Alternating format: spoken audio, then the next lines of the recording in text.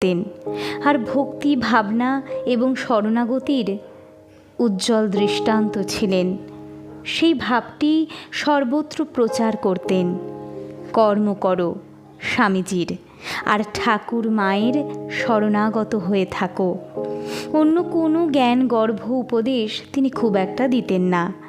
বিশ্লেষণাত্মক বা বিতর্ক বিজড়িত দুরূহ তত্ত্বকথার অবতারণা করতে দেখতাম না। সহজ কথায় সবার মনে কয়েকটি অতি প্রয়োজনীয় কথা গেঁথে দিতেন। আধ্যাত্মিক জীবন গঠনের জন্য যেগুলি বড় প্রয়োজন, সেই ভক্তি, জপ, ধ্যান, আত্মনিবেদনের কথা বলতেন। এগুলি তার অন্তর জুড়ে মনের গভীরে বাস করত।